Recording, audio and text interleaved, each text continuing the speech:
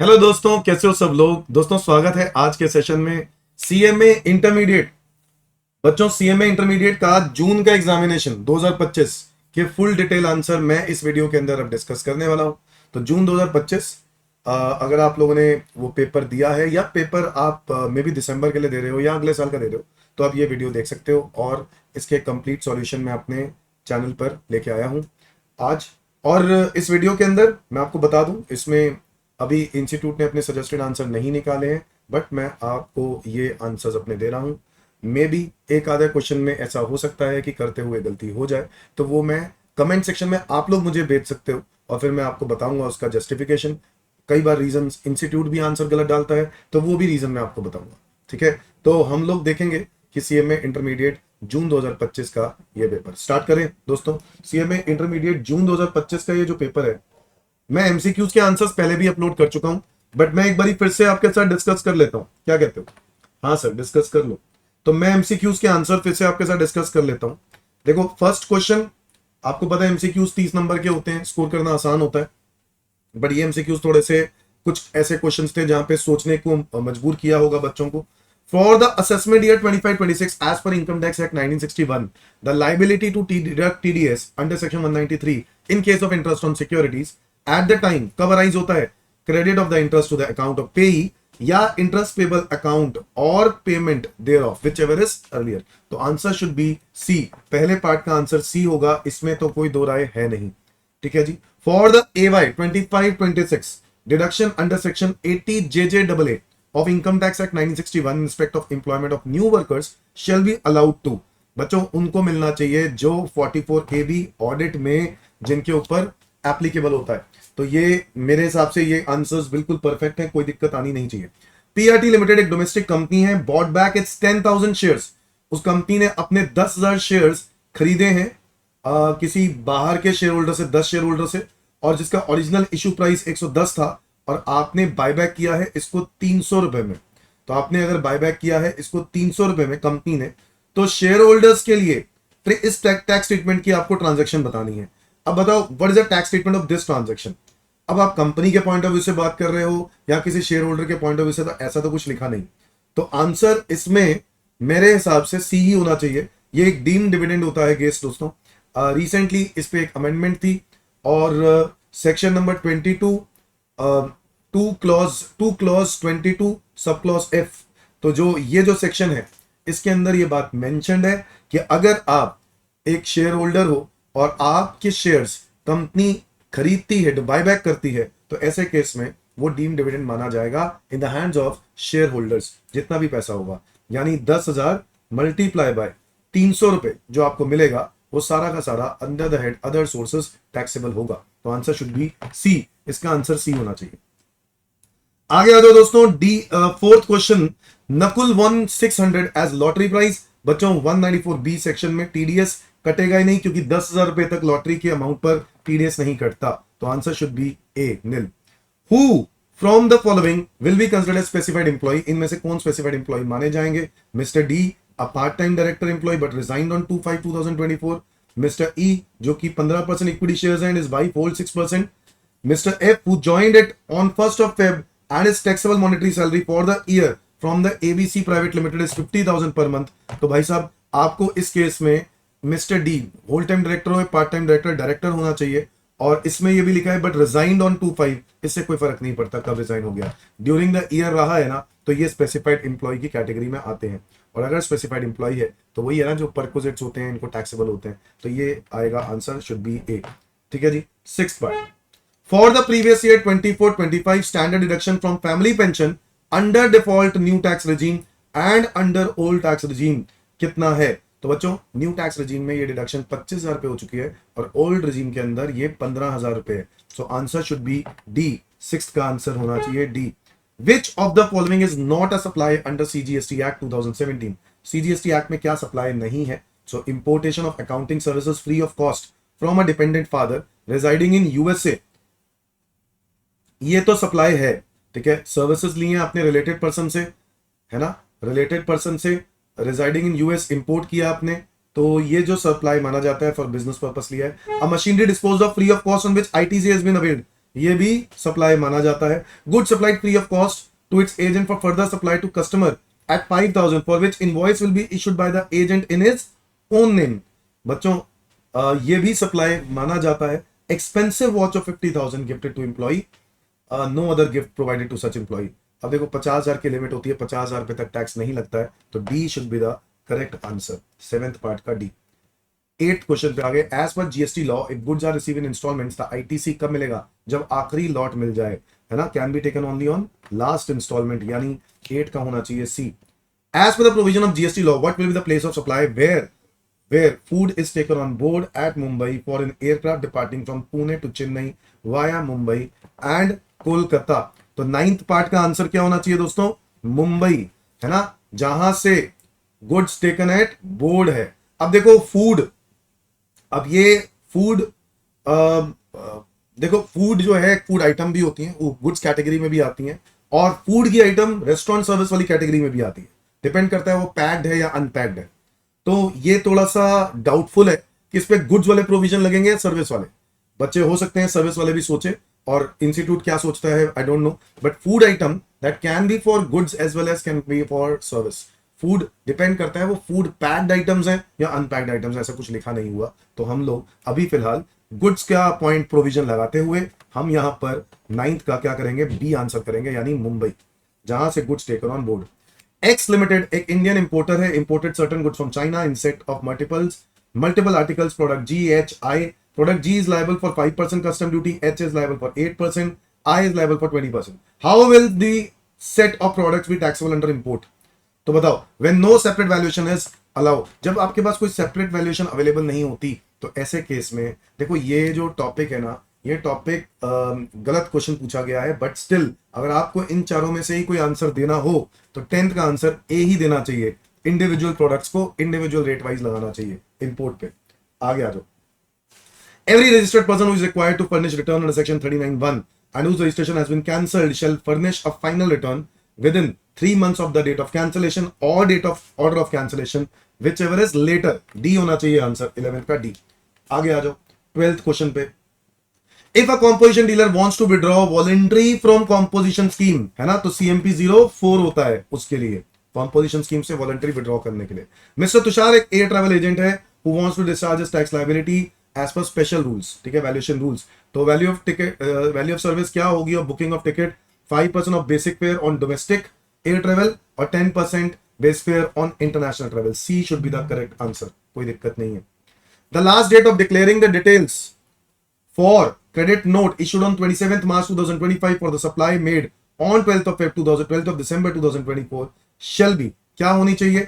14th का answer should be 30th November 2025। देखो यही होता है, लास्ट डेट क्या होती है? 30th नवंबर होती है, 30th नवंबर या date of filing of annual return, ठीक है। यहां पर 27 मार्च का last date for declaring details of credit note है, यानी पिछले साल का क्रेडिट नोट आप 27 मार्च 2025, 24-25 का 24-25 में लिख रहे हो, तो आप कब तक कर सकते हो उसको रिटर्न में? कब तक आप उसको दिखा सकते हो क्रेडिट नोट की डिटेल को? आप 30 नवंबर तक दिखा सकते हो। तो आंसर शुड बी 30th नवंबर। आगे आ जाओ, यानी D. 15th question, as per the custom valuation rules the similar goods means सब कुछ which although not alike in all respects have like characteristics. 15 का आंसर होना चाहिए D. Is that clear to everyone? तो ये हमारे सेक्शन ए यानी MCQs के आंसर्स मैंने आपके साथ डिस्कस कर लिए। अब मैं आपके साथ करने वाला हूं डिस्क्रिप्टिव क्वेश्चन के आंसर्स डिस्कस। आओ जरा दोस्तों स्टार्ट करते हैं डिस्क्रिप्टिव क्वेश्चन के आंसर्स को।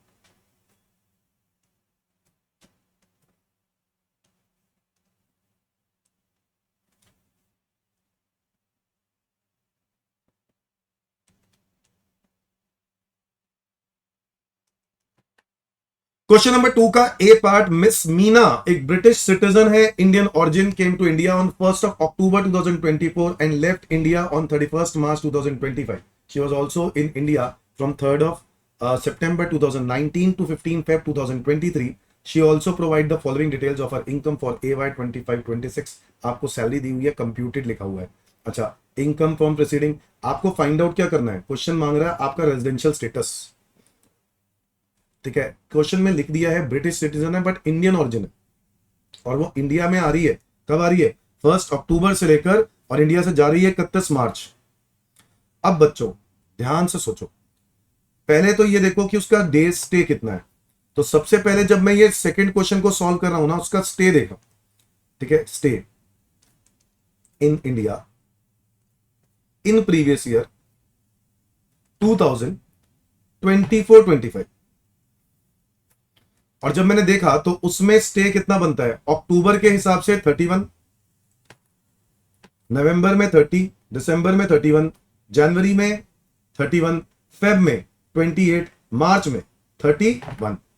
बताओ कितने दिन बनते हैं ये बनते हैं 31, 30, 31, 31, 28, 31, ये हो गए 182 डेज।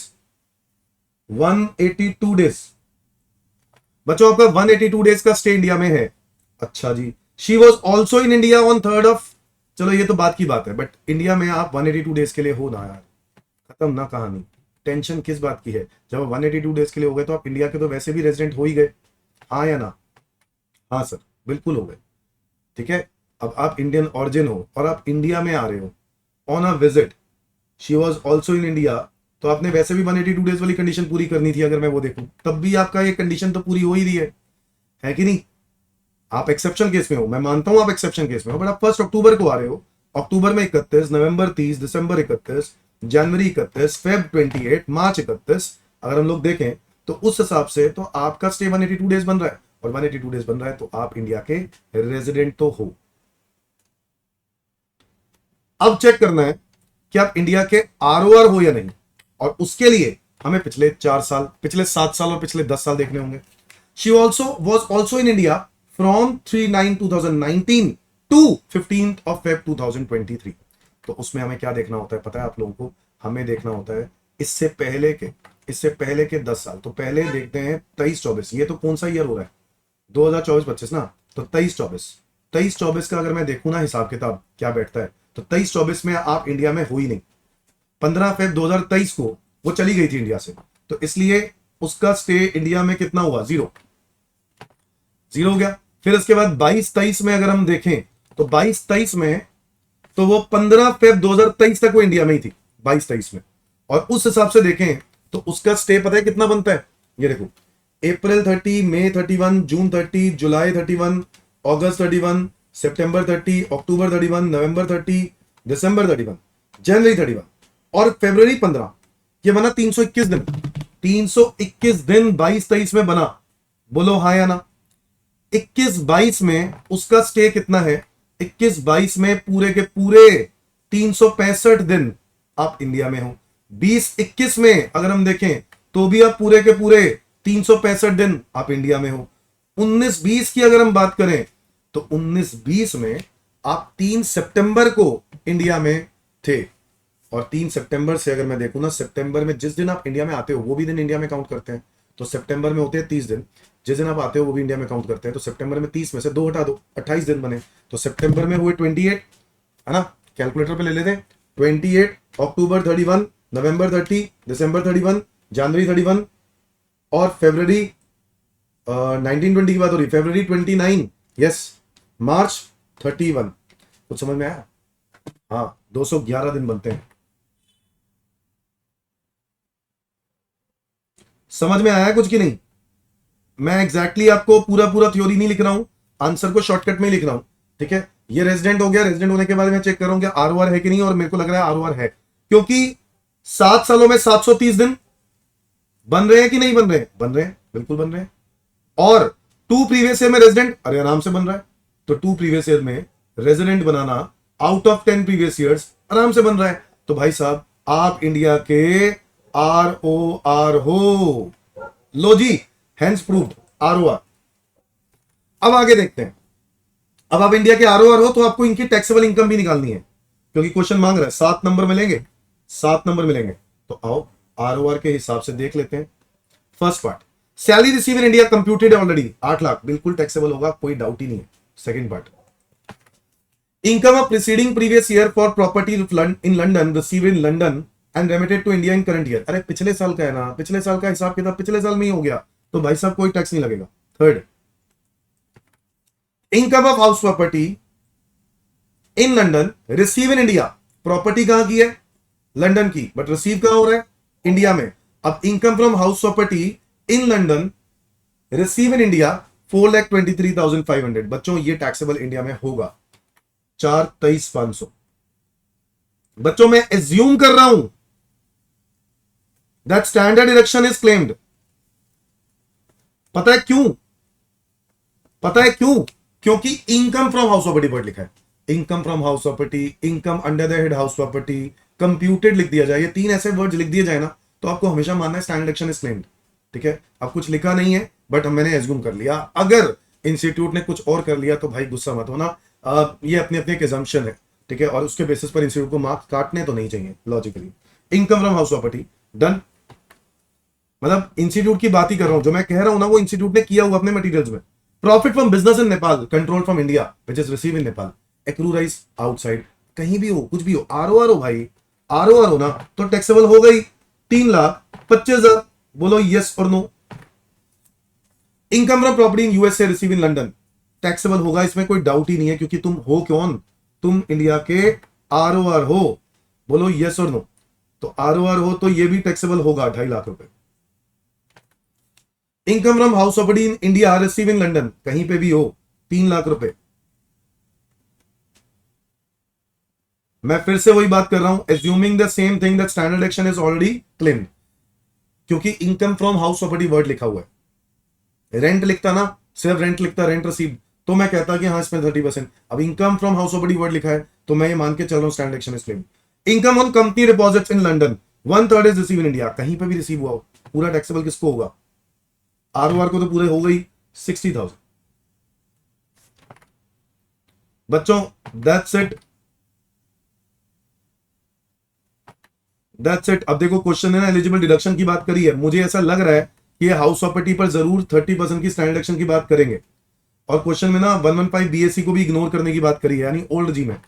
तो बेटा मैं आपको दूसरा आंसर भी दे देता हूं, इंस्टीट्यूट और क्या कर सकता है। वैसे एक एजम्पशन है, इसके बेसिस पे मार्क्स तो नहीं काटने चाहिए, बट अगर ऐसा है तो दूसरा कैटेगरी का आंसर क्या हो सकता है? 8,04,23,500 में से 30% माइनस करके आएगा 296,450, फिर 3,25 ये एज इट इज आएगा, फिर 2.5 लाख ये एज इट इज आएगा, फिर 3 लाख रुपए में से 30% माइनस कर देंगे तो ये आएगा 210, और फिर 60,000 रुपए। तो मेरा आंसर क्या आया? 8,04,23,500, 3,25, 2.5 लाख, 3 लाख, 60,000, ये आ रहा है 21,58,500। और अगर मैं स्टैंडर्ड डिडक्शन कह रहा हूं क्लेम कर लिया तो 8,02,96,450, 325,000, 2,50,000, 2,10,000, 60,000, this is 19,41,450 rupee. Is that clear everyone? Is that clear everyone? समझ में आया कि नहीं? तो ये आपको इस तरीके से करना है। ये हमारा ए पार्ट हो गया, मैं आ गया हूं बी पार्ट में। मिस्टर पदम एक रेजिडेंट इंडिविजुअल है, एज 35 ईयर्स है, is employed with messrs Nath limited, an Indian company based in Chennai as a senior finance manager since 1st April 2024. The details of his emoluments which are as follows, basic salary DA वगैरह दिया हुआ है। Last में बोल दिया गया कि you have opted out of new regime, यानी आप ओल्ड regime के अंदर काम कर रहे हो, तो आपको सेकंड का बी पार्ट का आंसर क्या करना है? तो बताओ। बेसिक सैलरी कितनी है? 75,000। तो 75,000 इंटू 12, 75,000 इंटू 12 ओल्ड regime के हिसाब से ही करना है, क्वेश्चन ने बोल दिया 9 लाख रुपए। फिर इसके बाद है DA 15% of basic salary, 15% of 9 lakh, 15% of 9 lakh, 1,35,000 DA आ गया, 1,35,000। हाउस रेंट अलाउंस एचआरए कितना मिला? 15,000 इंटू 12, 180, और इसमें से माइनस कर देंगे एग्जेम्पशन अंडर सेक्शन 1013A, और इसकी एग्जेम्पशन निकालने के लिए आपको पता है 3 लिमिट्स होती हैं। यस, एक्चुअल एचआरए रिसीव जो कि दिया हुआ है 1,80,000, rent paid minus 10% of salary, rent paid दिया हुआ है 10,000 into 12 120 minus 10% of salary. Salary निकालने के लिए बच्चों आपको चाहिए बेबी सैलरी का सहारा, जो मैं क्लासेस में बताता हूं, बेसिक पे, और बेसिक पे है 9 लाख रुपए, और डीए का फॉर्मिंग पार्ट, डीए का कौन से वाला, फॉर्मिंग पार्ट, डीए का फॉर्मिंग पार्ट इज 1,35,000, उसका फॉर्मिंग पार्ट इज 50%, तो 1,35,000 का 50% इज 67,500, सो 9,67,500, 9,67,500, और इसका हमें क्या करना है 10%, है ना।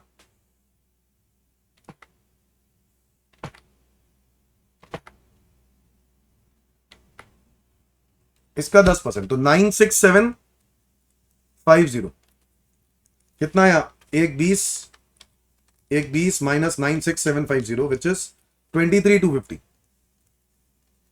लास्ट लिमिट क्या होगी बोलो, लास्ट लिमिट क्या होगी, 50% ऑफ सैलरी अगर मेट्रो सिटी है, 40% ऑफ सैलरी अगर नॉन मेट्रो सिटी है ना। अब आप बताओ, चेन्नई है 50% ऑफ सैलरी होना चाहिए, चेन्नई है तो 50% सैलरी होना चाहिए, 50% ऑफ 967 रुपीज। बच्चों सबसे लोअर तो मुझे लग रहा है 23,250 ही आ रहा है, ये एग्जेम्प्ट हो जाएगा, और बाकी का अमाउंट क्या हो जाएगा, टैक्सेबल। तो 1,80 माइनस 23,250 विच इज 156,750 रुपीज। ये वर्किंग नोट में जाएगा बेटा, प्रेजेंटेशन ये वर्किंग नोट में जाएगा। Is that clear everyone? बच्चों एचआरए हो गया, gift of wrist watch on his birthday, value of watch 3500, exempt, gift in kind 5,000 तक एग्जेम्प्ट होता है। एन्यूटी, एन्यूटी यहां पर पता है क्या है, यहां पे एन्यूटी इज पेंशन, ठीक है, मुझे पेंशन लग रही है, बट ये पेंशन अब कब की पेंशन है, कौन सी पेंशन है, कुछ नहीं लिखा हुआ। आप यहां पे इसको फुली टैक्सेबल कर दो, क्योंकि अनकमिटेड तो वैसे भी फुली टैक्सेबल होता है। 5,000 इंटू 12 60,000 रुपए। बच्चों ये मेरी ग्रॉस सैलरी आ गई, ग्रॉस सैलरी आ गई, कितनी आ गई ग्रॉस सैलरी बता दे सारे बच्चे, 9 lakh rupees plus 135 plus 156 750 plus 60,000 which is equal to 12,51,750, और इसमें से माइनस कर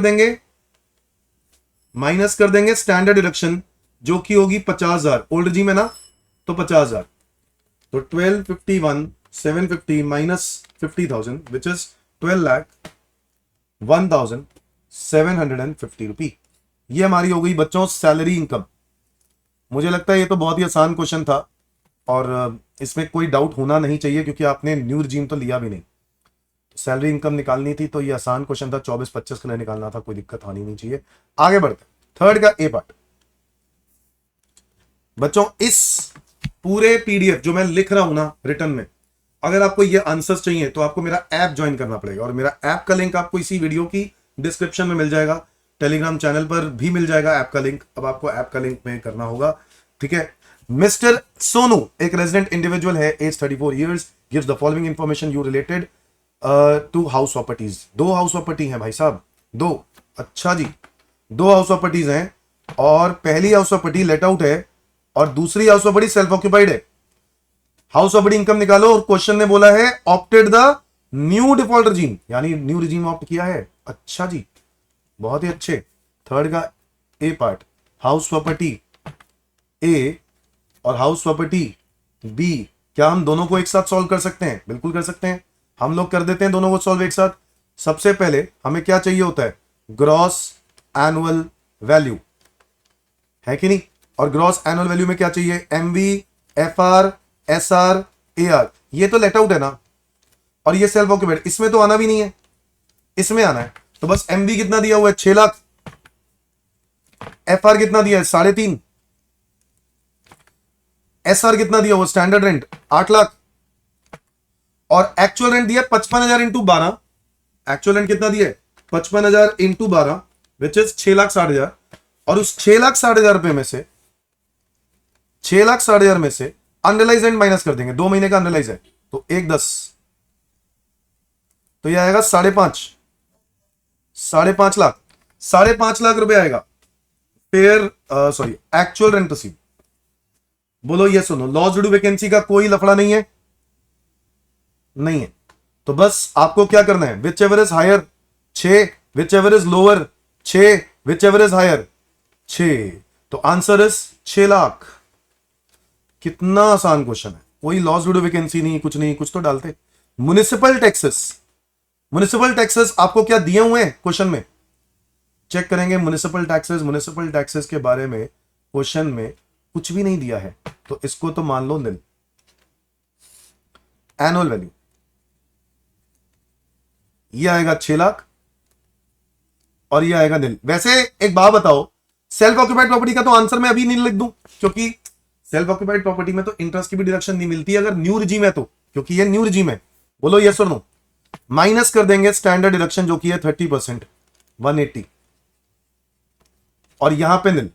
माइनस कर देंगे इंटरेस्ट ऑन लोन, और इंटरेस्ट ऑन लोन में 2.5 लाख रुपए का परचेज के लिए है यहां पर लेट आउट में। और बच्चों आप लोग जानते हैं कि आप 2 लाख रुपए तक डिडक्शन क्लेम कर सकते हो, तो आप यहां पर ज्यादा से ज्यादा कितना क्लेम कर पाओगे, 2 लाख। और इस सेल्फ ऑक्यूपाइड वाले में तो आप क्लेम ही नहीं कर पाओगे, तो यहां रहेगा निल, क्योंकि ये सेल्फ ऑक्यूपाइड प्रॉपर्टी है। हाँ या ना, बिल्कुल सही बात, कोई दिक्कत नहीं है सर।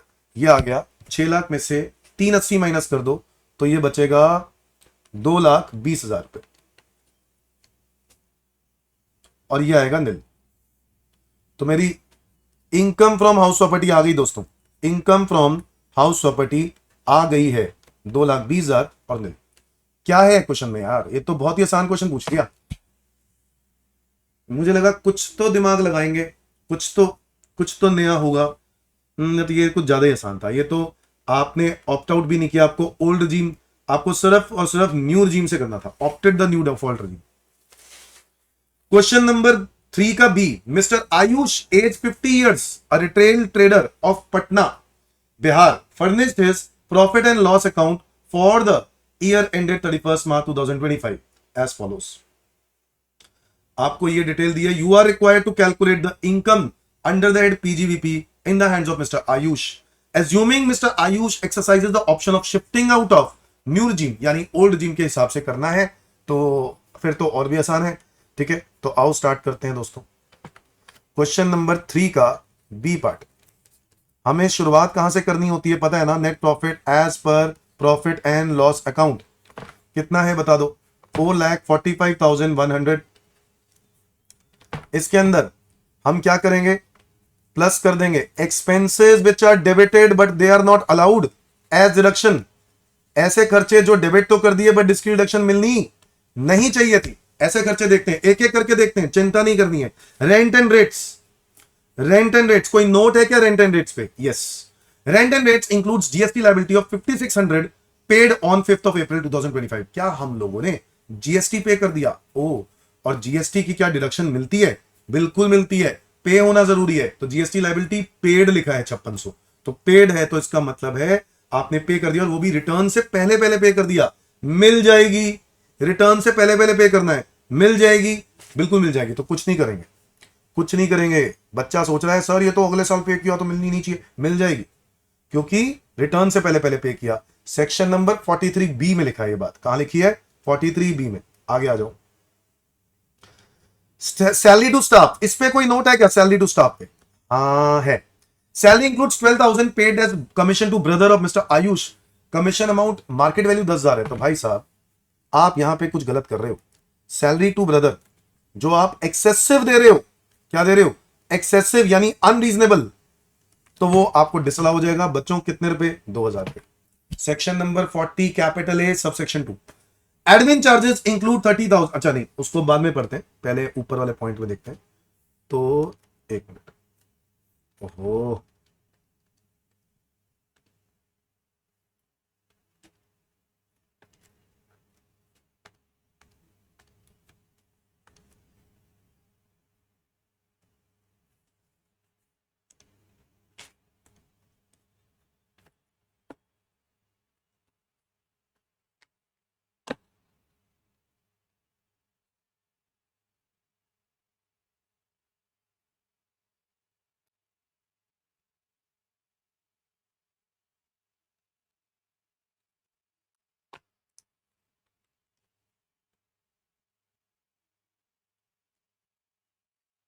सैलरी टू स्टाफ हो गया। इंटरेस्ट पेड, इंटरेस्ट पेड पे आ जाओ,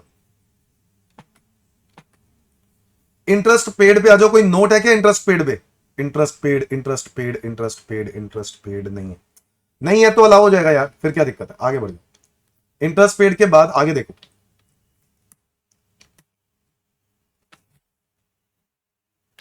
इसके बाद है एडमिन चार्जेस। एडमिन चार्जेस पे कोई नोट है?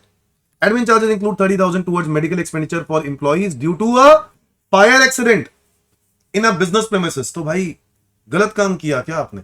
आपने अपने एम्प्लॉय के लिए तो मेडिकल खर्चे किए due to fire accident in business premises, तो भाई क्यों नहीं होगा? लाओ, हो जाना चाहिए, कुछ नहीं करना।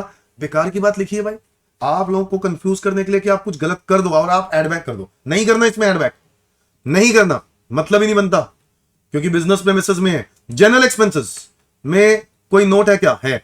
General expenses includes 1500 being a penalty paid to GST department for non compliance of GST provision. Penal penalty not allowed, penal penalty not allowed, GST penalty not allowed. Add back करना पड़ेगा बेटा, कोई डाउट नहीं है। कितना amount है? GST penalty कितना amount है? 1500। एड बैक कर दो, आगे आ जाओ। इसमें लिखा है and also include 2500 being donation to public charitable trust. ये तो एटीजी में मिलेगी ना डिडक्शन, तो इसमें क्या कर देते हैं? Add back. कितना रुपए? 2500। आगे आ जाओ। डेप्रीसिएशन दिया है 1,12,500, पूरा हटा दो यार, पूरा हटा दो, क्योंकि हमें इनकम टैक्स के हिसाब से निकालना है ना। एज पर अकाउंट्स वाला हटा दो, 1,12,500। इनकम टैक्स वाला निकाल लेते हैं ना, कोई दिक्कत क्या है? एक्सपेंसेस टू बी डेबिटेड लिख लेते हैं, और वहां पे हम डेप्रीसिएशन इनकम टैक्स वाला भी निकाल लेते हैं एज पर इनकम टैक्स। आ जाओ आगे दोस्तों। इस पे नोट तो होगा ही, depreciation provided in P&L is 1,12,500 which was based on the following information. Opening WDV आपको दी हुई है 4,35,000, यही कर दूं क्या? ओपनिंग WDV आपको दी हुई है 4,35,000, यही कर दूं क्या? यस सर, यही कर दो 4,35,000। एक नया प्लांट है जो कि अपने सेम ब्लॉक में खरीदा 15% डेप वाले ब्लॉक में, 1 जुलाई को खरीदा 85,000 का, तो यस इसके अंदर क्या हो जाएगा? ऐड हो जाएगा। अच्छा, आप मैन्युफैक्चरिंग कंपनी तो नहीं हो, चेक कर लो। आप मैन्युफैक्चरिंग कंपनी, रिटेल ट्रेडर हो, तो एडिशनल डेप्रिसिएशन का चक्कर है क्या? नहीं है। एडिशनल डेप्रिसिएशन सिर्फ और सिर्फ किसको मिलता है? मैन्युफैक्चरिंग कंपनी को मिलता है। ओके, तो 85,000 की एक नई मशीन खरीदी है सेम ब्लॉक में, 1 जुलाई 24 है, तो पुट टू यूज भी 180 डेज से ज्यादा है। On old plant sold on 10th अक्टूबर, आपने एक प्लांट बेचा है, तो सेलिंग प्राइस माइनस कर देंगे 52,500। बच्चों क्या आई क्लोजिंग WDV? क्या ही दिक्कत है यार, ये तो बहुत ही आसान आ गया। 435 plus 85,000 minus 52,500 which is equal to 4,67,500। बच्चों ये मेरा क्लोजिंग WDV आ गया। अब मुझे इस पर 15% का डेप लगाना है, तो 15%, 70125, 70125, दिस इज द डेप्रिसिएशन। बच्चों ये डेप्रिसिएशन मैं निकाल दूंगा यहां पर 70125। ओके, यस सर, 70125 का डेप्रिसिएशन मैं यहां लिख देता हूं। वर्किंग नोट मैंने बुक में ही बना दिया है, ओ सॉरी क्वेश्चन में बना दिया है, क्वेश्चन पेपर में बना दिया है वर्किंग नोट। ओके, आगे आ जाओ बच्चों, यहां तक डन। और फिर रह क्या गया? डेबिट साइड तो खत्म हो गई, क्रेडिट साइड पे रह गया। क्रेडिट साइड पे आपको दिया डिविडेंड इनकम, हटा दो। डिविडेंड इनकम कहां से आ गया भाई? Incomes credited but not taxable. ऐसी इनकम जो आपने क्रेडिट कर रखी है बट वो टैक्सेबल नहीं होनी चाहिए, वो कौन सी होगी? डिविडेंड, क्योंकि ये अदर सोर्सेस का पार्ट है, तो यहां से हटाना पड़ेगा 15,000 रुपए, हटाना पड़ेगा। इसके बाद एग्रीकल्चर इनकम, अगेन ये भी एग्जेम्प्ट होती है वैसे भी, तो यहां से हटानी पड़ेगी। एग्रीकल्चर इनकम कितना अमाउंट है? 1,85,000, यहां से हटाना पड़ेगा। बच्चों lottery income net of TDS, ये भी यहां से हटाना पड़ेगा। Lottery income net of TDS कितना अमाउंट दिया? 10,500 ना, तो 10,500 अपने P&L में डाल रखा है, हटा दो। इनकम में से हटा दो, इनकम में से हटा दिया मैंने, पीजीबीपी इनकम में से हटा दिया। जितना क्रेडिट किया उतना हटाना है। यहां पे टीडीएस ग्रॉस अप वगैरह वगैरह, अरे कुछ नहीं करना भाई, आपको बस पहले पीजीबीपी निकालना है। जो क्रेडिट कर रखा है वो हटाओ, तो 10,500 क्रेडिट कर रखा है, 10,500 हटा दो। ठीक है जी, तो मैंने सारी एडजस्टमेंट्स कर दी है क्या? सब कुछ हो गया है क्या? अरे बहुत ही बढ़िया, मुझे बस पीजीबीपी इनकम निकालनी थी। मेरा आंसर आ गया है। मुझे नहीं लगता इसके अंदर कोई और अपडेशन होने वाली है, 445100 plus 2000 plus 1500 plus 2500 plus 1,12,500 minus 70,125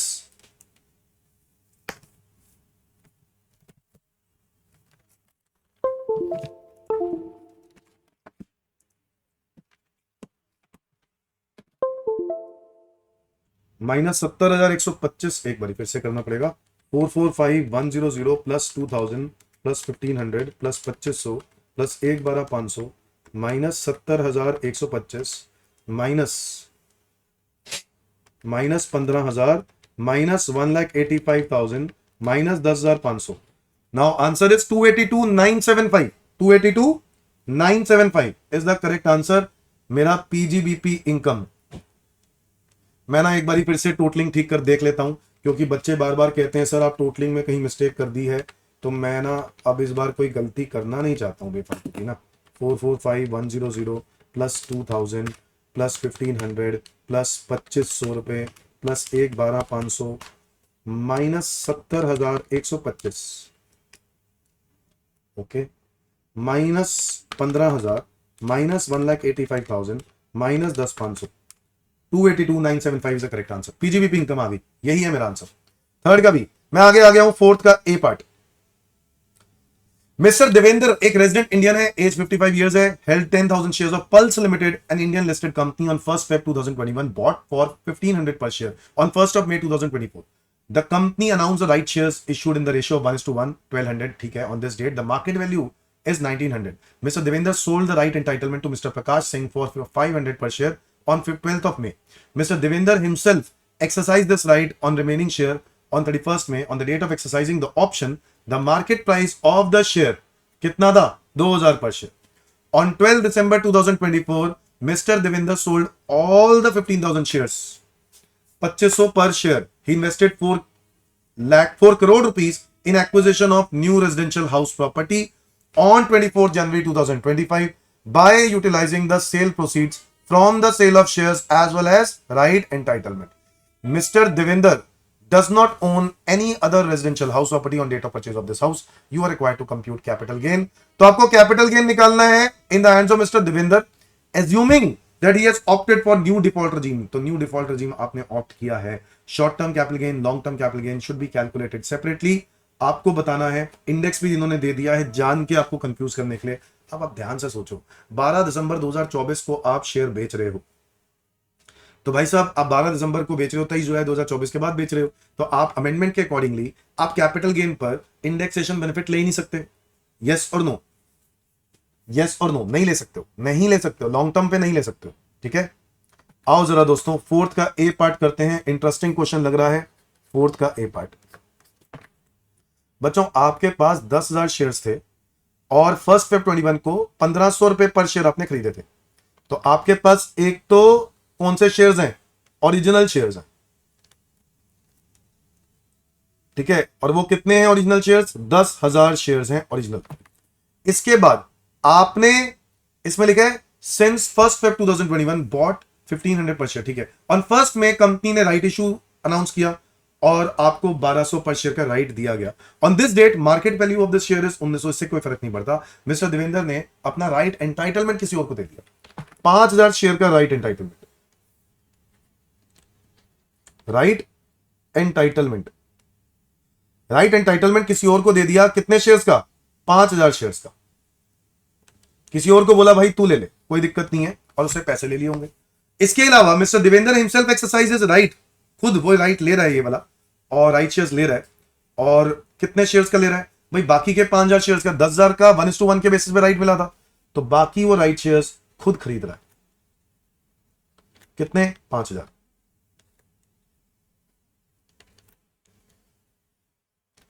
सबसे पहले निकालेंगे सेल कंसिडरेशन। सारे शेयर्स को एक साथ उसने बेच दिया है। अब अगर मैं देखूं, मैं 10,000 और 5,000 की बात करूं, टोटल 15,000 शेयर्स हैं जो बेचे हैं। क्वेश्चन में लिखे 15,000 शेयर्स होंगे, यस।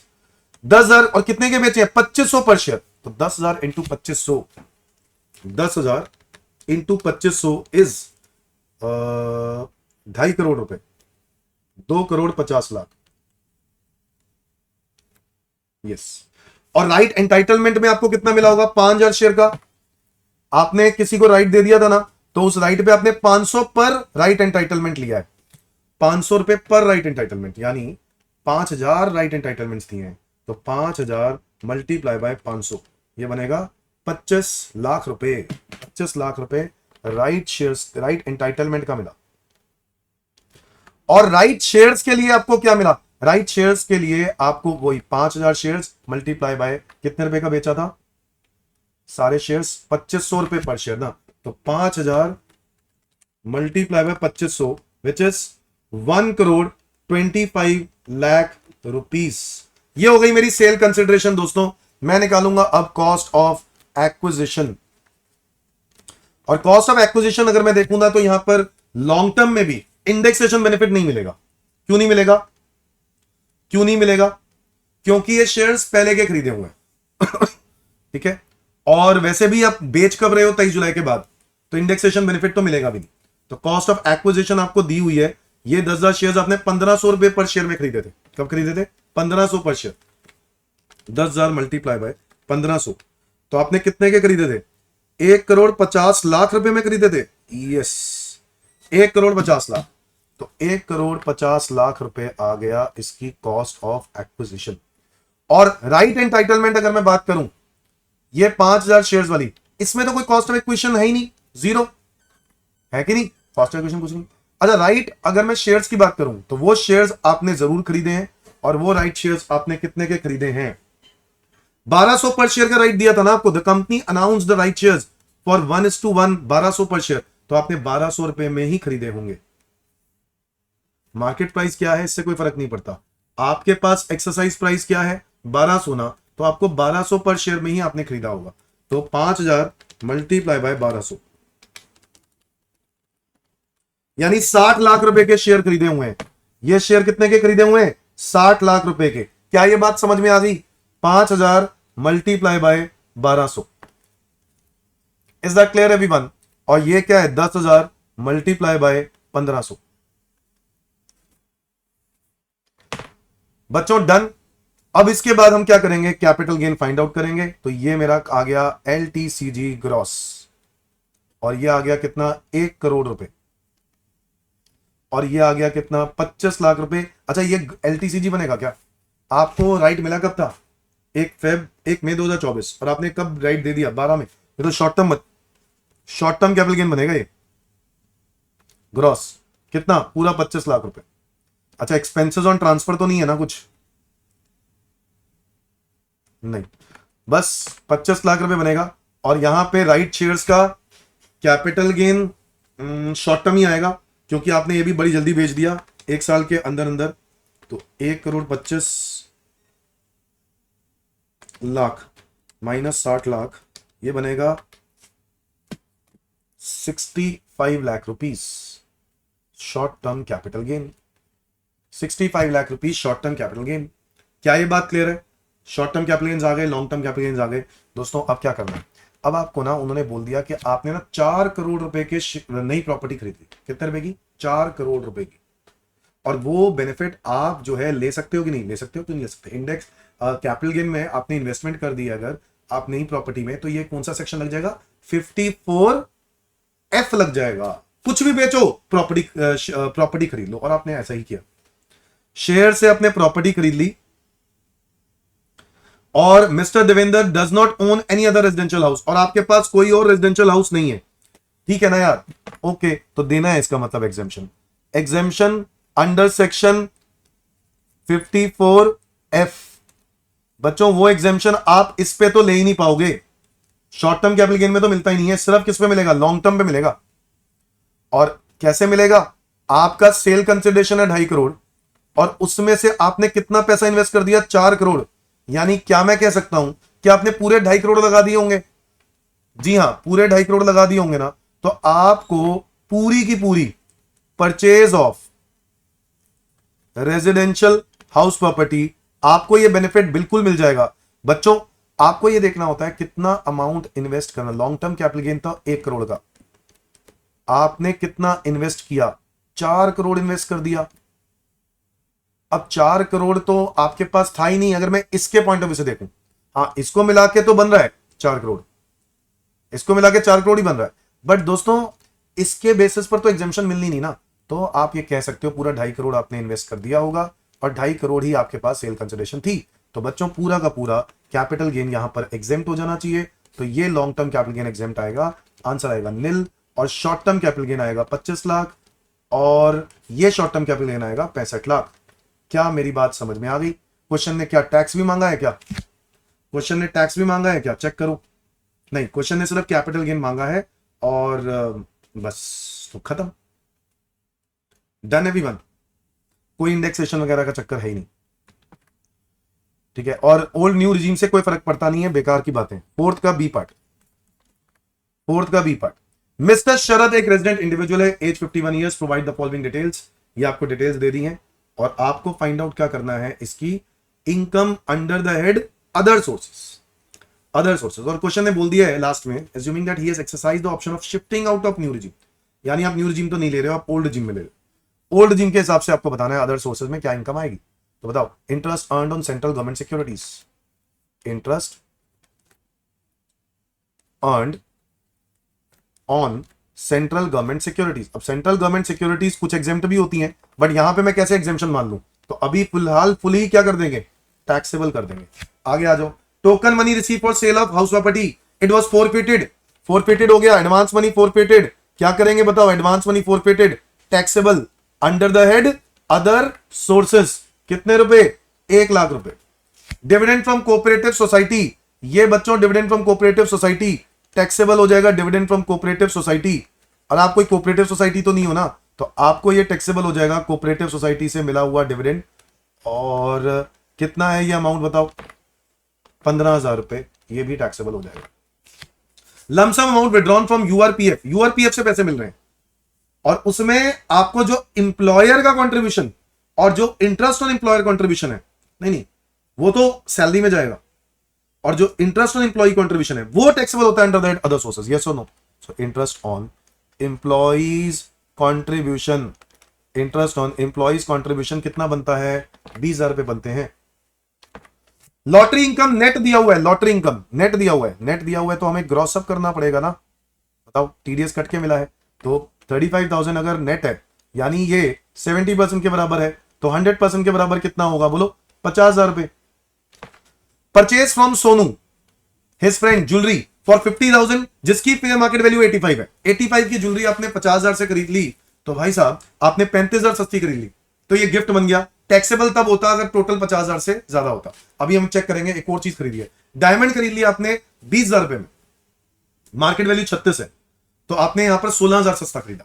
तो दोनों का अगर मैं डिफरेंस देखूं तो वहां 35 बन रहा है, 85 की चीज आपने 50 में खरीद ली 35, और यहां पर 16 सस्ती खरीद ली, दोनों टैक्सेबल हो जाएंगे। 35 और 16 51 बनते हैं, जो कि 50,000 से ज्यादा है बच्चों, ये टैक्सेबल हो जाएगा। तो परचेज ऑफ ज्वेलरी फॉर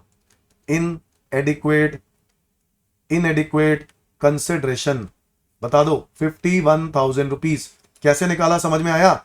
36,000 रुपए पहले वाले केस में, 36 नहीं सॉरी 35, प्लस 16,000 रुपए सस्ता आपने खरीदा दूसरे वाले केस में, तो 51 बन गया। आगे देखो, he has taken a loan for investment in shares in cooperative property, cooperative society from which dividend income is earned. ठीक है, इस पे इसका मतलब है वो एक इंटरेस्ट की बात कर रहा है, तो आपको जो डिविडेंड मिला है उस पे इंटरेस्ट एक्सपेंस कितना दिया हुआ है? 2500 रुपए दिए हुए हैं, तो आपको 2500 रुपए की क्या मिलनी चाहिए? डिडक्शन। 2500 रुपए की क्या मिलनी चाहिए? डिडक्शन। यहां पर मैंने 15,000 लिख दिया ना, तो ये डिडक्शन भी है यहां पर under section 57, interest on loan. तो डिविडेंड इनकम जो है फ्रॉम कोऑपरेटिव सोसाइटी वो आपको दी हुई है 15,000, और आपको नीचे इंटरेस्ट एक्सपेंस दिया हुआ है उसका, और वो कितना दिया हुआ है? 2500। आपको पता है कि इसकी लिमिट होती है कितना? 20%, तो 20% बनेगा 3,000 रुपए, और आपका एक्सपेंस है इंटरेस्ट का कितना? 2500, तो मैक्सिमम रिडक्शन 3,000 तक मिल सकती है, बट आप 2500 ही दे रहे हो तो मिल जाएगी रिडक्शन, कोई दिक्कत नहीं है। तो 2500 रुपए इसमें से हम कर देंगे माइनस। तो अगर मैं अदर सोर्सेज इनकम की बात करूं तो मेरी अदर सोर्सेज की इनकम आएगी 50,000 plus 1 lakh rupee plus 15,000 plus 20,000 plus 50,000 plus 51,000 minus 2500 रुपए, ये आ रहा है 2,83,500 रुपीज। Is that clear? ये मेरी other sources income 283,500। Is that clear everyone?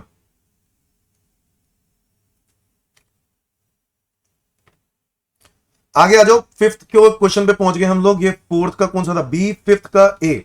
और फिफ्थ का ए दोस्तों आपका है टोटल इनकम का। जी हाँ, ग्रॉस टोटल इनकम का। इसमें आपको set of and carry forward वाली चीजें भी दी हुई हैं। तो आपको दी हुई है salary income old new regime. देख लेते हैं क्या है। He has opted for new regime, तो he has opted for new regime, तो न्यू रिजीम के हिसाब से करना है। ठीक है, तो आपके पास सैलरी इनकम दी हुई है क्वेश्चन नंबर 5 का ए। सैलरी इनकम दी हुई है जो कि कितनी दी हुई है? 8 लाख रुपए। तो हम लोग एक जगह लिख लेंगे सैलरी इनकम। बच्चों इसके अलावा आपको क्या दिया हुआ है? Net annual value of house property दी हुई है। अब नेट एनुअल वैल्यू दी हुई है हाउस प्रॉपर्टी की, तो हाउस प्रॉपर्टी इनकम निकाल लो ना। फिर कैसे निकालोगे? नेट एनुअल वैल्यू में से 30% स्टैंडर्ड डिडक्शन माइनस करने के बाद, तो 170 का 30% माइनस करो, 119 हाउस प्रॉपर्टी इनकम है। 1,19,000 हाउस प्रॉपर्टी इनकम है। अच्छा, इसको भी मैं अभी इनर कॉलम में लिख देता हूं ना, क्योंकि अभी कोई सेट ऑफ हो भी सकता है। आगे आ जाओ। इसके बाद आपको टेक्सटाइल बिजनेस यानी पीजीबीपी इनकम आपको दे रखी है। पीजीबीपी आपको इनकम दे रखी है, कितनी है? 4.5 लाख रुपए टेक्सटाइल बिजनेस। और इसमें before providing 65,000 depreciation as per income tax rules. तो अभी आपका depreciation as per income tax rules इसमें माइनस नहीं किया हुआ, तो कर देते हैं, क्या ही दिक्कत है। Depreciation as per income tax rule जो भी बनता है वो आप माइनस कर दो। डेप्रीसिएशन 65,000 माइनस करने के बाद ये आ रहा है 3,85,000। बताओ, 4.5 लाख रुपए माइनस 65,000 विच इज 385। 385 ठीक है। आगे देखो, इनकम फ्रॉम स्पेक्युलेटिव बिजनेस। तो ये नॉन स्पेक्युलेटिव था, अब स्पेक्युलेटिव बिजनेस भी दिया है, तो इसको अलग से लिख लो, स्पेक्युलेटिव बिजनेस। और ये इनकम क्या दी हुई है? 2,60,000, ये भी लिख लो। आगे आ जाओ दोस्तों, आपको दिया है long term capital gain on sale of building, तो एलटीसीजी आपको दिया हुआ है, और वो दिया हुआ है 3 लाख रुपए। ये भी मैं अभी इनर कॉलम में लिख रहा हूं। Loss and maintenance of resources, सिर्फ रिसोर्सेज के लॉस के इनकम के साथ ही सेट ऑफ हो सकता है, तो ये नहीं आएगा। ये इनकम है नहीं रिसोर्सेज वाली, तो मैं इसको क्या करूंगा? Carry forward. तो इसको छोड़ देते हैं, उसको मैं अलग से नोट बना दूंगा कैरी फॉरवर्ड का। लॉस ऑन गैम्बलिंग, ये तो कैरी फॉरवर्ड करने का भी कोई फायदा नहीं है, क्योंकि ये सेट ऑफ ही नहीं हो सकता। बस, तो मेरे पास कोई लॉस तो मुझे सेम ईयर में तो दिख ही नहीं रहा। अब पिछले सालों का कुछ पड़ा हुआ है, वो देख लेते हैं। अनएब्सॉर्ब डेप्रीसिएशन 10,000 रुपए आपके पास पड़ा है, अनएब्सॉर्ब डेप्रीसिएशन। अब बच्चों, अगर आप अनएब्सॉर्ब डेप्रीसिएशन की बात करते हो, तो आपके पास 10,000 रुपए का जो unabsorbed depreciation that can be set off with any head except salary. तो मैं सैलरी को छोड़ के किसी के साथ भी एडजस्ट कर सकता हूं, तो मैं इसके साथ ही कर देता हूं अनएब्सॉर्ब डेप्रीसिएशन। कितना? बट वैसे अनएब्सॉर्ब डेप्रीसिएशन से पहले कोई और देख लो, कोई है तो नहीं। हाँ, अनएब्सॉर्ब डेप्रीसिएशन कर दो 10,000, कोई और बिजनेस लॉस तो दिया नहीं हुआ। फिर इसके बाद speculative business loss. Speculative business loss speculative income के साथ ही सेट ऑफ हो सकता है, तो कर सकते हो आप 24,000 रुपए। स्पेक्युलेटिव लॉस कितना दिया हुआ है? 24,000 रुपए। और आपको क्या दिया है? Short term capital loss. Short term capital loss can be set off with short term capital gain या लॉन्ग टर्म कैपिटल गेन, तो दोनों के साथ हो सकता है, तो यहां पे सेट ऑफ कर सकते हो। Short term capital loss 7,500। बस, दैट्स इट। तो ये सारे सेट ऑफ हो गए, और तो कुछ दिया नहीं हुआ। तो मेरे पास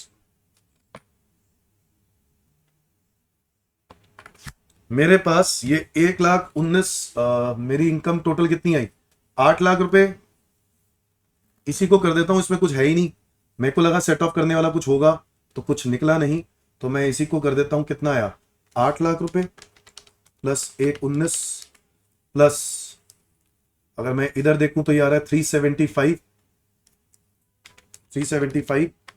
और फिर इसके बाद 260 माइनस 24 विच इज 236, और फिर इसके बाद 3 लाख माइनस 7,500, 2,92,500।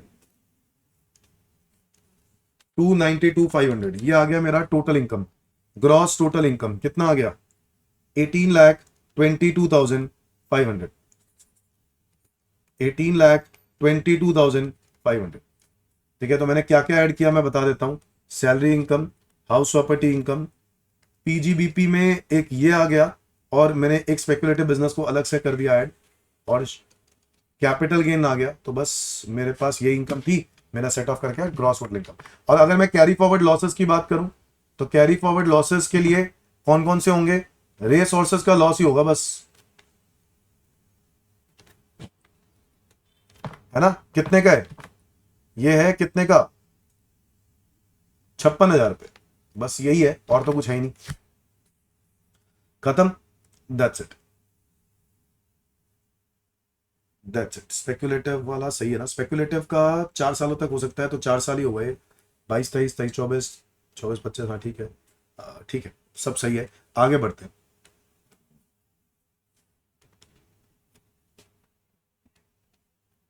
मिस्टर राजेश एक रेजिडेंट इंडिविजुअल है, एज 45 ईयर्स। आपको ये इनकम दे रखी है, डिडक्शंस के लिए कुछ दिया हुआ है, और क्वेश्चन ने बोल दिया कि आप न्यू रिजीम में हो, under new regime and optional, दोनों में निकालना है। ऑल्सो एडवाइस कौन सा बेनिफिशियल है? Okay, question number 5B, 5B। तो बच्चों, new regime, old regime, new regime, old regime, दोनों से करके देख लेते हैं। आपके पास जो इनकम दी हुई है वो मुझे, एक तो इनकम फ्रॉम गारमेंट्स बिजनेस दिया हुआ है पीजीबीपी, तो ये मेरे को पीजीबीपी इनकम दे रखी है कितनी?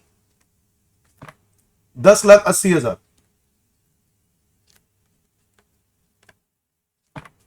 शॉर्ट टर्म कैपिटल गेन दिया है on transfer of shares on which STD is paid.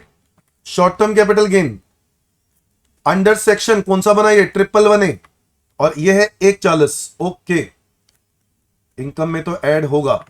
इसके बाद in the year 23-24 he had gifted 1 lakh to his son who was aged 10 years. In the same year the gifted amount was deposited in PQR company private limited.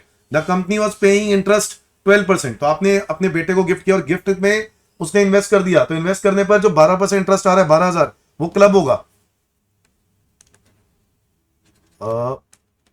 Interest income to be clubbed, ये clubbed होगा, है ना? कितना amount club होगा? 12,000। New regime में 1500 की exemption नहीं मिलेगी, पूरे 12,000 पे टैक्सेबल हो जाएंगे। और यहां पर ओल्ड रिजीम में 1500 माइनस करने के बाद, सेक्शन 1032 1500 माइनस करने के बाद टैक्सेबल होगा कितना? 10,500। Is that clear everyone? तो ये मैंने अदर सोर्सेज वगैरह भी कर दिया है, और मेरी टोटल इनकम आ जाएगी जीटीआई। जीटीआई कितनी आ गई? 1080 प्लस 140 प्लस 12,000, यह आया 12,32,000। और यहां देखें तो 1080, 140, 10,500, यह आया 12,30,500। बच्चों, इसके बाद अब मुझे यू आर रिक्वायर्ड, अब डिडक्शन भी है, eighty C. Eighty C life insurance premium 24,000 रुपए का है, सम एश्योर्ड 10% का, सम एश्योर्ड का 10% ही है, तो ठीक है ना, मिल जाएगी। LIC premium 24,000। अच्छा, न्यू रिजीम में तो मिल ही नहीं सकती ना, sorry, old regime, new regime में तो मिल ही नहीं सकती, भूल गए। Contribution to prime minister national relief fund, prime minister national relief fund का पूरा 80G में डिडक्शन मिल जाती है, कोई दिक्कत वाली बात नहीं है, कोई लिमिट कंपैरिजन भी नहीं करना होता। 50,000 रुपए, कितना है? 50,000 ओल्ड रिजीम में मिल जाएगी, न्यू रिजीम में नहीं मिलेगी। Is that clear everyone? You are required to compute taxable income and tax liability of Mister Rajesh, और बस, और न्यू रिजीम ओल्ड रिजीम दोनों बताने थे बस। तो मेरे को लगता है ये इसमें कुछ था नहीं, तो ये आया 12,32 ही आया, और ये आ गया 12,30,500 माइनस 24,000 माइनस 50,000, ये आ गया 11,56,500। Is that clear? अब टैक्स निकालना है दोस्तों, क्या निकालना है? टैक्स। तो कैसे निकालेंगे टैक्स, बताओ? टैक्स कैसे निकालेंगे? आपको टैक्स निकालने के लिए, अगर मैं बात कर रहा हूं किसकी? न्यू रिजीम की, न्यू रिजीम की, तो न्यू रिजीम में टैक्स कैसे निकालेंगे? पहले 3 लाख रुपए पर टैक्स 0 हो गया, फिर 4 लाख पे टैक्स 5%, 20,000, फिर 3 लाख पर टैक्स 10% टीजर, फिर 2 लाख रुपए पर टैक्स 15% टीजर, ये हो गए 12 लाख रुपए। और 12 लाख के बाद 32,000 रुपए 20%, 32,000 रुपए पर 20% इज 6,400। 20, 30, 30, 6,400 is 86,400 plus cess 4%। ओहो ओहो ओहो ओहो ओहो ओहो, अरे भाई क्या कर रहा हूं मैं, सॉरी सॉरी सॉरी, मुझे ध्यान आया, ऐसे नहीं कर पाऊंगा। देखो ये चीज ना बहुत ध्यान रखनी जरूरत है। देखो गलती हो जाती है, इंसान ही है हम भी। और यहां पर ना गलती करने जा रहा था मैं, जो कि करने जा रहा था मैंने ठीक कर दिया भाई। कमेंट मत डालना प्लीज, ठीक है, मैंने कर रहा हूं। मेरे को पता है आप क्या कहने वाले हो। शॉर्ट टर्म कैपिटल गेन है, इसमें तो फ्लैट रेट लगता है, इस पे तो फ्लैट रेट लगता है, तो इस पे फ्लैट रेट लगता है, तो 1,40 पे तो फ्लैट रेट लगाओ ना। ठीक है, जब टैक्स निकाल रहे हो तो टैक्स निकाल रहे हो 111A 20% हो चुका है, तो 1,40 का 20% लगाओ, तो ये बनेगा कितना टैक्स, 28,000 रुपए। और यहां पर भी 1,40 का 20% 28,000 रुपए। अब ये 1,40,000 हटा दो 1232 में से, बचे 10,92,000। तो अब ये जो 10 लाख है ना, इस पे लगा दो स्लैब 10,92,000, और इस पे लगाओ कि पहले 3 लाख रुपए पर कितना 0, फिर अगले 4 लाख रुपए पर कितना 5% यानी 20,000, फिर अगले अगले 3 लाख रुपए पर कितना 10% यानी 30,000, फिर 10 लाख हो गए, बैलेंस कितना बच गया 92,000 पर 15% 13,800। तो ये बनेगा टोटल 20, 30, 13,800 इज 63,800, 63,800।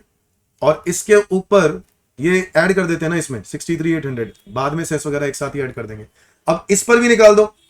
अगर मैं इसकी बात करूं तो 11,56,500 माइनस 1,40,000, तो ये बनेगा 10,16,500। इस पर भी स्लैब लगा दो।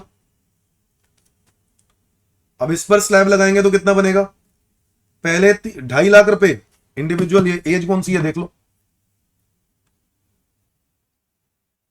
राजेश इंडिविजुअल 45 ईयर्स, 2.5 लाख पर 0, 2.5 लाख पे 5% यानी 12,500, फिर इसके बाद 5 लाख रुपए पर 20% यानी 1 लाख, और बैलेंस कितना बच गया 16,500, उस पर 30%, 16,500 पे 30%, 4,950। Total 1,12,500 plus 4,950 which is 1,17,450। ये टोटल कर देता हूं 28,63,800, ये आ रहा है 91,800, और ये आ रहा है 28,000 प्लस 1,17,450 145,450 प्लस सेस 4%, तो 91,800 पर 4% इज 3,672, और 145,450 पे 4% इज 5,818। टोटल टैक्स आ गया 91,800 plus 3,672 which is 95,470। Round off कर दिया मैंने, सेक्शन पता है ना आपको 288B tax liability round off, और 145,450 plus 5,818 which is equal to 151,270। Round off कर दिया इसको ही मैंने। क्या मेरी बात समझ में आई? अब आज आप बताओ which option is better? New regime is better, है कि नहीं? New regime is better. मैं एक बार फिर से स्टडी कर लेता हूं कि कुछ गलती तो नहीं कर दी मैंने, क्योंकि कई बार ऐसा हो जाता है कि जल्दबाजी में गलती हो जाए, तो मैं एक बार फिर से देख लेता हूं। 1080 ये ठीक है।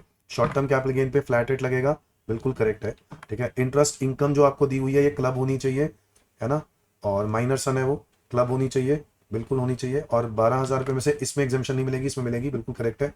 ये 1232 आ गया, ये 1230 500 आ गया। फिर आपने इसका LIC वगैरह डिडक्शन जो है इसमें ले ली, इनमें ले ली, उसमें नहीं मिलेगी तो ये माइनस करके ये आ रहा है। और फिर टैक्स जब निकाला तो 140 पर लगा दिया 20%, ठीक है, सेक्शन 111A। और यहाँ पे 1092 पे स्लैब लगा दिया, यहाँ पर 1016,500 पे स्लैब लगा दिया। तो मुझे लगता है मैंने टैक्स बिल्कुल करेक्ट निकाला है, ठीक है। बाकी आंसर्स आएगा फिर देखेंगे। तो ये है हमारा 5th क्वेश्चन दोस्तों। 6th का A, 6th का B। मैं बोलता रह गया बच्चों को कि भाई ये कर लो कर लो कर लो। पहले चैप्टर में 14 नंबर का क्वेश्चन आता है GST में। तो DT और IDT में कितनी बार बोल गया, DT IDT आता ही आता है, 7 नंबर का आ गया। List out 7 points GST council, ये भी मैंने बताया था, 7 पॉइंट्स GST काउंसिल के, ये भी आ गए। तो भाई साहब आपके पास 14 नंबर तो मैंने बताए थे, और मुझे लगता है ये क्वेश्चन के आंसर तो आपके पास आने ही चाहिए, इसके मार्क्स तो आने ही चाहिए। 6th बुक से करना। 7th की बात करें तो examine with brief reasons which person is liable to pay GST in the following independent cases related to month of November 24 where the supplier and recipient both are located in taxable territory। सबसे पहले रमन एक CTP है, received services in respect of transportation of taxable goods by road from Dhara Transport।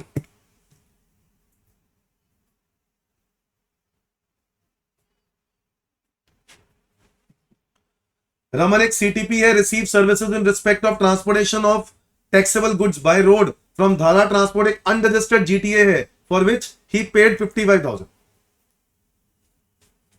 अच्छा ठीक है, CTP के case में आपने सर्विसेज ली है किससे, एक GTA से। तो भाई कोई भी हो, GTA नहीं देगा GST, कौन देगा GST, CTP देगा GST, ठीक है, CTP देगा। तो रमन CTP, पहले पार्ट का आंसर 7th का A, पहले पार्ट का आंसर रमन अ CTP रिसीव सर्विसेज ना, तो Raman is liable to pay GST, Raman is liable. आगे आ जाओ दोस्तों। हाँ जी, 7th का B, 7th का सॉरी A का second part. Ministry of railways registered under GST has given a shop on rent to Mister Sanjay registered under GST for a monthly rent of 25,000।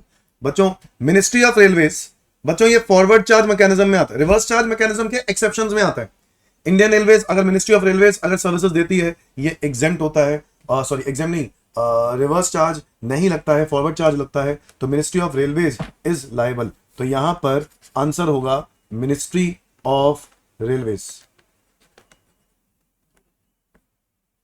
Next part, third part पे आ जाओ। ये मैंने गलती से लिख दिया संजय, इसको मिनिस्ट्री ऑफ रेलवेज।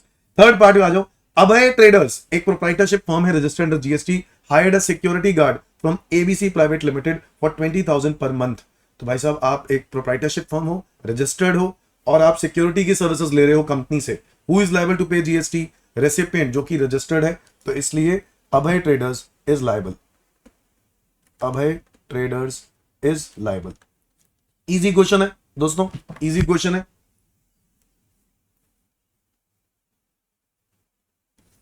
आपको इसमें यही बताना था ना, हाँ यही तो बताना था। आगे आ जाओ। तो B part, Sambhav Chaupi registered under GST in state of Punjab entered into a contract for supply of television services, television supply of television. अच्छा तो यानी गुड्स है, 5 लाख रुपए के गुड्स सप्लाई कर रहे हो। कब सप्लाई कर रहे हो भाई, 10 अक्टूबर को सप्लाई कर रहे हो। 15, अच्छा ये कॉन्ट्रैक्ट है 10 अक्टूबर, इसका कोई डेट का रेलेवेंस नहीं है। On 15 October 2024 such goods were remove from the godown of Sambhav Shoppe for delivery to प्रयास ट्रेडर। 15 अक्टूबर को रिमूव कर दिए। इनवॉइस इशू हुआ 16 अक्टूबर को। As per terms of contract the payment against such supply to be made within 1 month, ठीक है, 1 महीने के अंदर पेमेंट हो जानी चाहिए, ठीक है, from the date of invoice. अब आगे का बात अलग की बात है, टाइम ऑफ सप्लाई पूछ रहा है आपसे इंटायर अमाउंट पे। तो देखो पहले तो मैं 5 लाख रुपए की बात कर दूं, तो 5 लाख रुपए पर टाइम ऑफ सप्लाई क्या बनेगा बच्चों, डेट ऑफ, एक तो होता है date of issue of invoice, वो है 16 अक्टूबर, और लास्ट डेट इनवॉइस इशू करने की होनी चाहिए थी 15 अक्टूबर। तो answer should B 15 October. 7th का मैं बोल रहा हूं 15 अक्टूबर, 15 अक्टूबर टाइम ऑफ सप्लाई। ये कौन से अमाउंट के लिए, 5 लाख रुपए के लिए, और 15 अक्टूबर है तो आप लोग जानते हैं due date of filing the GST, तो अगले महीने की 20 तारीख। आगे देखो, such goods are remove from godown of Sambhav Shoppe for delivery to Prayas traders. Invoice ये हो गया। As per terms of the contract the payment made हो जानी चाहिए। लेट फी 5,000 रुपए will have to be paid. अब बताओ लेट फी के लिए Prayas traders makes a payment of 5 lakh along with the late fee on 30 November. Late fee के लिए केस में जब पैसा आ जाएगा तब ये टैक्सेबल होगा। तो जब पैसा आया, कब आएगा, 30 नवंबर तो 30 नवंबर को ये 5,000 रुपए आपके लिए क्या हो जाएगा, लाइबल हो जाएगा, टाइम ऑफ सप्लाई बन जाएगा। Is that clear to everyone? Now 8 का A, list out the details required to be given in GSTR 1 and 1A and details to be given in invoice furnishing facility. बच्चों ये जो details हैं book के अंदर same as it is आपको GSTR 1 के और 1A मैं अपने क्लासेस में कराता भी हूं, रिटर्न के अंदर आपको कौन सी जीएसटीआर 1 और 1A के अंदर आपको क्या क्या डिटेल्स फर्निश करने की जरूरत है। आसान क्वेश्चन है दोस्तों। डिटेल्स आईएफएफ में क्या जरूरत पड़ती है, ये 7 नंबर का आपको अपने स्टडी मैट में मिल जाएगा। जीएसटी 1 रिटर्न का पहला टॉपिक ही जीएसटीआर 1 है, उसको देखना, ये वहां पे दिया हुआ है। मैं आ गया 8th के बी में। हाँ जी, 8th का बी करते हैं अब। 8th का बी, तो 8th क्वेश्चन का बी पार्ट। बच्चों देखो 8th का बी के अंदर अब क्या क्या इंक्लूड करना है। देखो मेरे पास यहां पर ये जो क्वेश्चन है ये शिप से है ना, बिनी लिमिटेड, और 14,000 यूरो का आपने ये इंपोर्ट कराया है। तो 14,000 यूरो में हम ऐड कर देंगे क्या क्या खर्चे, बताएंगे सारे बच्चे। हम इसमें ऐड कर देंगे फ्रेट चार्जेस, तो ऐड करेंगे बट बाद में करते हैं ना, एफओबी एज पर कस्टम के बाद। इसके अंदर इंश्योरेंस भी है, वो बाद में ऐड करेंगे। डिजाइन डेवलपमेंट चार्जेस दिए हैं तो हम ये ऐड कर देते हैं, डिजाइन डेवलपमेंट चार्जेस। बोलो यस और नो, आसान है ना। डिजाइन डेवलपमेंट चार्जेस जो कि आपने उस देश में खर्च किए हैं तो वो ऐड होगा कि नहीं होगा, बिल्कुल होगा। इसके अलावा यहां पर ये ऐड होगा, इसके अलावा demurrage charges two port authorities. ये आपको देखो ये डेमरेज चार्जेस ऑब्वियसली ये पोर्ट अथॉरिटीज को है, तो ये शिप डेमरेज चार्जेस नहीं है, और अगर पोर्ट डेमरेज चार्जेस है तो वो ऐड करने की जरूरत ही नहीं है। Is that clear everyone? Port demurrage charges को ऐड मत करो। Development work done in car, ये तो इंडिया में हो रहा है तो ये आएगा ही नहीं। कॉस्ट ऑफ ट्रांसपोर्टिंग ये वाला भी नहीं आएगा क्योंकि ये इंडिया में हो रहा है। कमीशन ये आ जाएगा, कमीशन आ जाएगा, तो मेरा कमीशन कितना दिया हुआ है 5% ऑफ एफओबी, और ये आ जाएगा मेरा कितना 5% ऑफ एफओबी। एफओबी का 5% यानी 700 है ना, तो 700 मल्टी 700 ही आ जाएगा यहां पर, 700 यूरो ये आ गया। और अगर हम लोग देखें तो डिजाइन एंड डेवलपमेंट चार्जेस, और वो कितना दिया है 1500। ठीक है जी, तो मेरे पास ये सारे खर्चे आ गए हैं। इसके अलावा अच्छा, मैं एफओबी एज पर कस्टम में यहीं पे निकाल लेता हूं, ये आ गया 15,500, और कमीशन फ्रेट चार्जेस ऐड कर देता हूं। फ्रेट चार्जेस हमारे कितने बनेंगे जो दिए हुए हैं ऑलरेडी, फ्रेट चार्जेस आपको दिए हुए हैं 800 यूरो, तो ये ऐड कर देते हैं। और इंश्योरेंस का खर्चा, अच्छा ये ना यूरो में दिया हुआ है, ओहो हो, तो एक काम करते हैं सब कुछ इसको इंडियन रुपीज में कर देते हैं यहां से, इंटू 120, क्योंकि रेट हम लोग कौन सा लेंगे सीबीआईसी वाला, तो 120, 15,500 into 120 which is equal to 18,60,000। इसको भी आप 120 से मल्टीप्लाई कर दो, 700 मल्टीप्लाई बाय 120 विच इज 84,000, और freight charges 800 multiply by 120 which is 96,000, और इंश्योरेंस का खर्चा 7,000 रुपए। ये ऐड कर दो सब कुछ, तो मेरा आंसर आ गया 18,60,000, 84,000, 96,000, 7,000। ये आएगा 20,47,000, 20,47,000। ये आ गई मेरी असेसेबल वैल्यू। एक बार फिर से चेक कर लें। Freight charges 1860, 84 commission, 96 freight, 7,000 insurance, 20,47,000 ठीक किया है। Paid to the agent of German exporter, commission ठीक है आएगा, और कोई खर्चा आएगा नहीं, तो मेरा बिल्कुल करेक्ट है। असेसेबल वैल्यू आना चाहिए 20,47,000। बच्चों नेक्स्ट ये है कि हमारा कंटेंट कंप्लीट हो गया है, सब कुछ मैंने कवर कर दिया है। अब आपको ये पीडीएफ चाहिए तो आपको ये मेरे ऐप पे जाना पड़ेगा। ऐप के लिंक आपको मेरे वीडियो के डिस्क्रिप्शन में मिल जाएगा, और वहां पर जाके ज्वाइन करो। ऐप में मैंने बहुत सारी वैरायटी ऑफ क्लासेस डाली हैं दोस्तों आपकी हेल्प के लिए। अगर आप कहीं क्लासेस परचेज ऑलरेडी कर चुके हो तो चिंता नहीं करनी है, छोटे छोटे चैप्टर वाइज भी क्लासेस वहां पे अवेलेबल है। आप चैप्टर वाइज भी क्लास ले सकते हो बहुत ही लेस अमाउंट पे, और बहुत सारे कंटेंट और भी डाला। Test series free of cost है, बहुत सारी चीजें फ्री ऑफ कॉस्ट भी वहां पे मिलेंगी। तो आप ऐप डाउनलोड करो, और अब आप ऐप के थ्रू बहुत सारी फैसिलिटी उठा सकते हो in respect of taxation subject. Thank you. मिलते हैं अगले सेशन के अंदर, मैं कुछ और प्रैक्टिस सेशन लेके आऊंगा अपने यूट्यूब चैनल पर। मिलते हैं दोस्तों, थैंक यू, बाय बाय।